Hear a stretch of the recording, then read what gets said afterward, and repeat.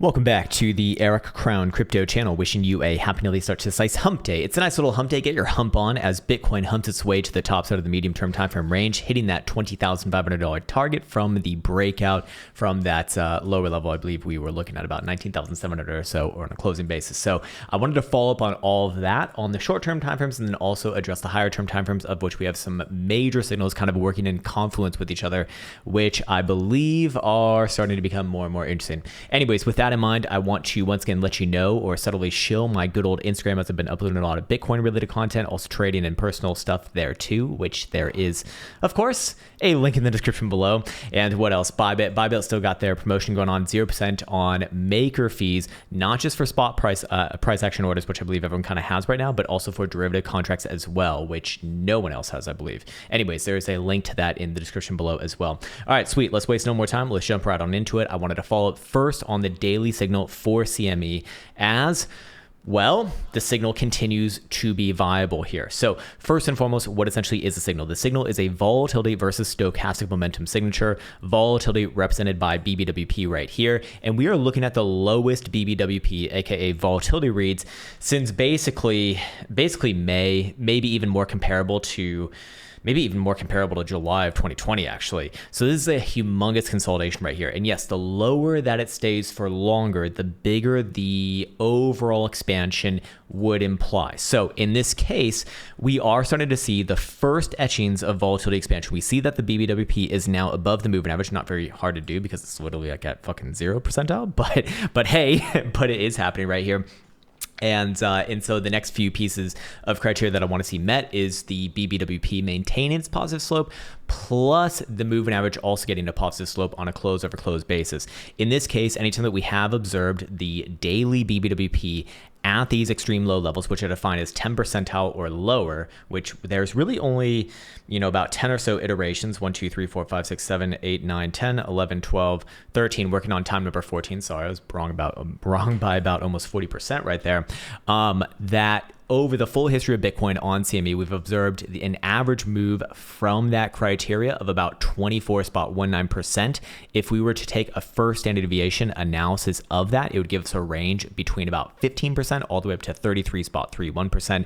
Again, if you're not familiar with standard deviations, basically that's where we expect 68% of the results to kind of fall between. So that's kind of like the highly probabilistic region. Of course, they can fall outside of that as well. But in this case, gives us some areas of interest, assuming Bitcoin does fully confirm this signal. So it depends how aggressive you are to kind of fully confirm it. But what you probably also might want to know is that the stochastic oscillator has been correct in getting the volatility expansion's direction 83.33% of the time. Why is that relevant right now? Well, because it continues to remain above that stochastic momentum pivot.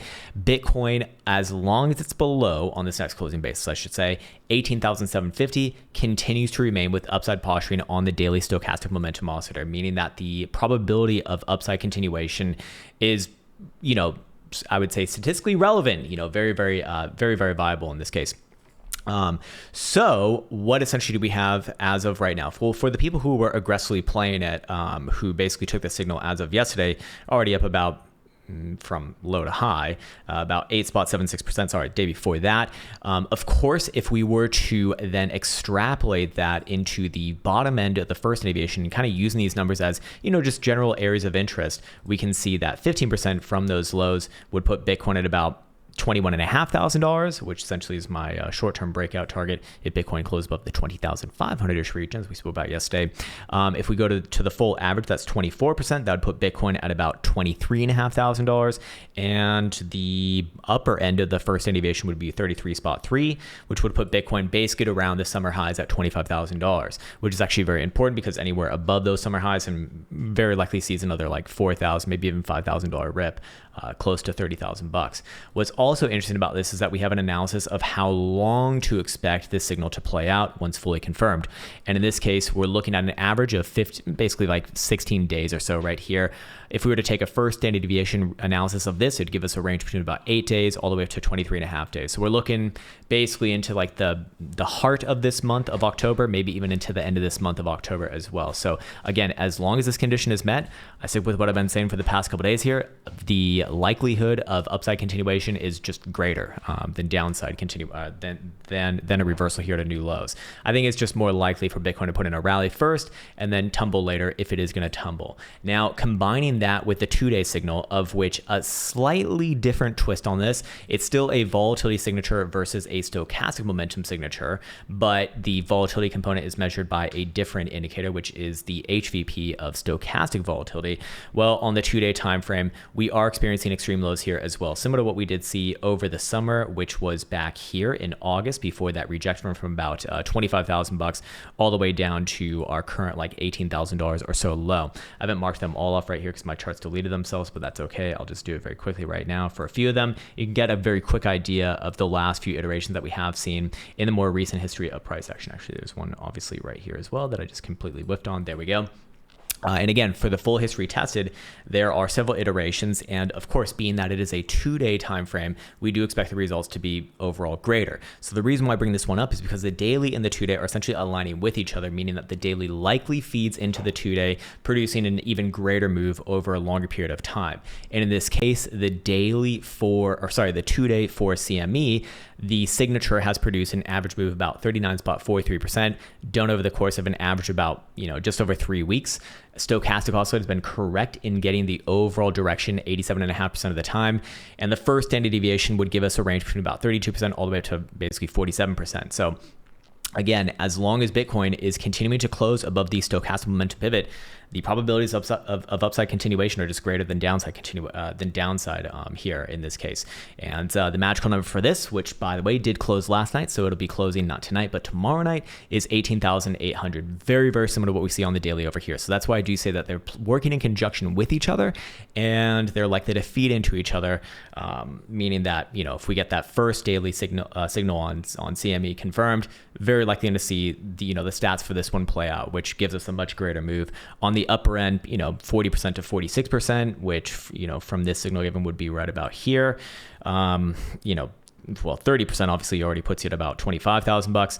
40% puts you at about $26,500, and 46 puts you at like 28, 29 area. So gives us, areas of interest along the way. But of course, this is all relevant to the higher term timeframes, not to the lower term timeframes. So with that in mind, let's now go to the lower term timeframes over here. Yesterday, the day prior, and basically the whole week and a half before that, we were looking at a range between about 18,100 to the downside versus about 19,700 to the upside on the short term. I did say over the last few days, if Bitcoin closes above 19,700, look for a move to the next range highs, 20,500. We have gotten that move in the early morning hours or late evening hours for myself because I go to bed at like fucking 9, but hey, that's just me. maybe for better, maybe for worse, who the hell knows. So short term, I do expect a bit of a short term pullback, a little bit of sideways action here. And here's the very key point for the short term: as long as Bitcoin maintains on a closing basis above the breakout point, which is about 19,700, I do look at this as likely to pull back but set in a higher low and then try higher. The reason why I said that we'll get to soon enough, but that would also, obviously imply that all of these pivots over here are met in the next 48 hours as well.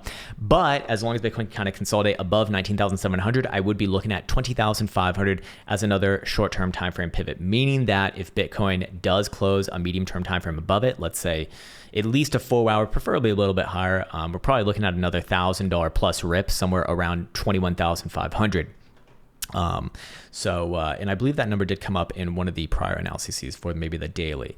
Other than that, any sort of a closure above there, I'm looking for Bitcoin to retest those, basically $23,000 highs. Again, another short-term pullback right there, and then very likely makes a move towards $24,500 to $25,000. But I'm getting way ahead of myself right now.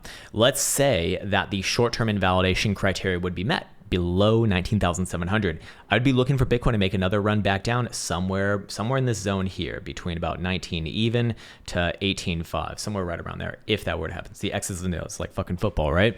But let's go now reference stochastic momentum and see where the pivots are. And let's start it off with the 12-hour first. 12-hour stochastic momentum starting to travel up quite a fair bit there, showing a pivot at 19,650. that would be a pretty damn good indication that if you do see a 12-hour closure below that 19.7 region, probably going to see momentum turn down as well. Probably going to fall a little bit further, but as long as above there, cool, okay. Consolidations are constructive.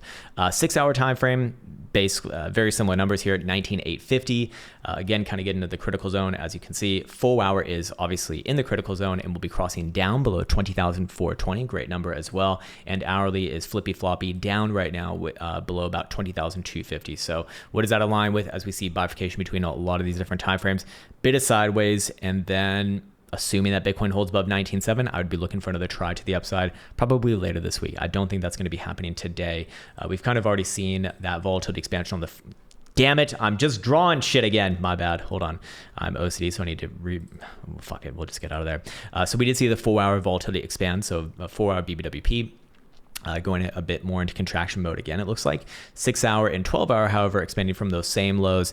So yes, I do still look at the overall move as viable here, mostly based off of this chart and this chart, the two volatility versus momentum signatures.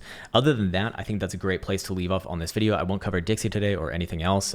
Basically, what I'm trying to say is Bitcoin probably more likely to bounce here than not. 19.7 kind of the big area to be wary of, and yeah, I think that's a good place. Yeah, that's a good place to be leaving off.